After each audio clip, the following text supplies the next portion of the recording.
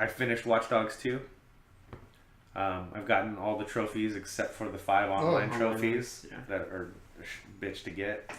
But I've been kind of periodically telling you guys about this game through Voxer as I was playing through it, and the things I told you specifically, Bryce, I don't feel like are spoilers. I feel like there are things that would make somebody want to go play this game more. Right.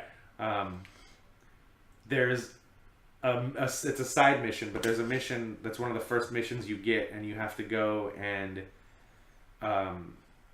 so that dude who bought the HIV medicine and then marked it up or whatever. Yeah. Martin something or other, right? So they spoofed that guy in Watch Dogs 2. There's a guy who does the same thing because that guy in real life wanted to buy that Wu-Tang album that they were only going to sell one copy of. And yeah, so he wanted to do that. So there's a rapper named Bobo Dakes in Watch Dogs 2 who's coming out with a new album, but this guy who's a pharmaceutical guy who's an asshole wants to buy it just for himself. And so one of the first missions you have to do is you have to call him and use like a soundboard of this rapper to get him to wire a bunch of money to you. That's really funny. And at the end, you just keep messing with him and he realizes that he's being fucked with, but he's already transferred the money. But yeah, that's a mission that's super fun, and it's one of the first things you get out of the gate. The mission I keep telling you about, that's a story mission, but you have to steal a car from a movie lot. Yeah. And then your team, you guys hack the car so it actually works as a, quote, autonomous vehicle. But it happens to like this very 80s like synth pop song that's playing in the background, and it reminds me of Real Genius. That sequence when they're hacking on the plane. Yeah. Like, it just reminded me of that. It's like a Revenge of the Nerds when they're putting all the cameras in the girls' house. I haven't seen that movie in so long. In the sorority house. Yeah, so, like, it reminded me of that. And then that all culminates with you remotely driving this car through the city of San Francisco while Turbo Lover by Judas Priest is playing, and it's just so amazing. It's fucking amazing. Yeah. It's so goddamn good, man. And then they build up all these characters to where when you first interact with these characters, you're like, fuck these people. Fuck all of them.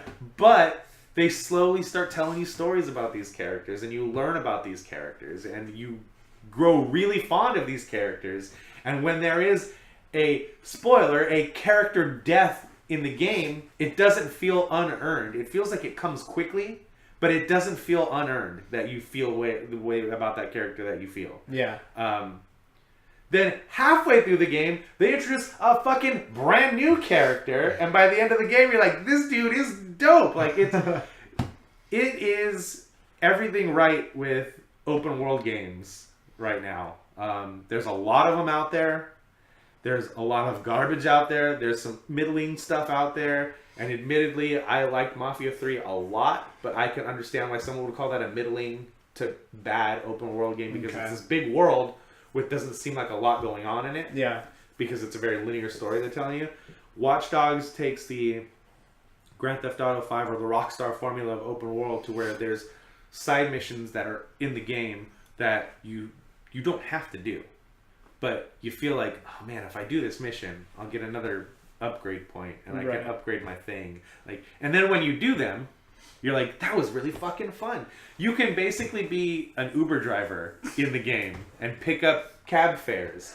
And that's again, hilarious. Here's another one. This is a side mission. It's nothing to do with the main story of the game. I did the driving. I'm still doing the driving missions after I've completed the main story of the game, and there's one fare that you pick up who has lost his robot, who went out sightseeing in San Francisco, and you guys only speak to each other in references of Short Circuit. And then when you reference Short Circuit, when your character references Short Circuit 2, like, you find the robot, and I'm just going to tell you what he says, because again, I don't feel like this is a spoiler. This will make people want to go out and buy this game and experience this shit themselves if they have a fondness for this material. You pull up and he goes, "Oh, we found it." So the robot's fucking name, he names him Johnny Five. And so halfway, he's like, "So this Johnny Five of yours, is he alive?" And he goes, "Do you mean autonomous?" Yeah. No, blah, blah, blah, blah. And like this whole thing. But then when you pull up and find him, he goes, "Oh, good, we got here just in time. He hasn't even joined Los Locos yet." And then the guy goes, "We don't reference the second movie." And he gets out of the car like in a huff. And then really as he gets out of the car, your character does the whole Los Locos kick your ass. And does the whole thing.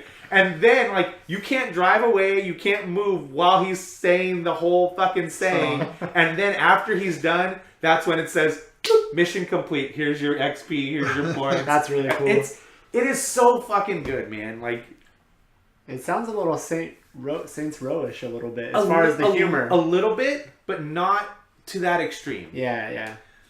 More subtle. It's weird to say with all the shit I'm talking, it's more grounded.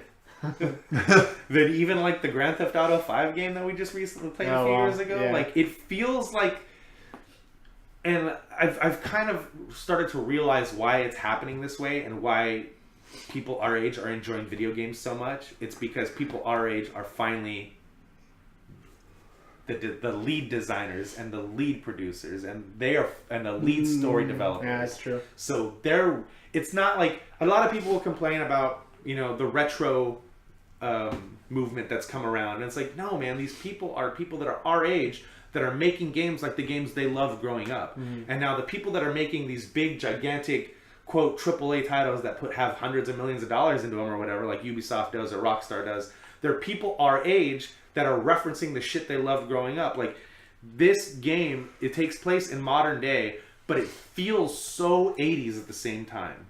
Late 80s, early 90s, because again, it's people in their 30s that are making these games and referencing things like Short Circuit 2 and bands like Judas Priest and Knight Rider with this autonomous car, and, you know, having that Revenge of the Nerds vibe. Like, this whole game feels like it could be a Revenge of the Nerds movie, not necessarily in the traditional aspect of the movies from the 80s, but like in what a modern day Revenge of the Nerds connotation would have to it. You know what I mean? That's cool. Yeah, I love this game, and if I would have played this game more before the end of last year, this definitely would have been in my top 5 list. This would have been fighting hard for like 1, 2, 3. Like, Doom would have got knocked off my list. Titanfall might have got knocked off my list. Like, games that I loved last year would have got the fucking boot. Because you've talked really this passionately game about this game. Is so fucking good, man. Yeah. That's awesome. I'm glad you enjoyed it. I am too. I put about 40 hours into it. You got your money's worth. Yeah.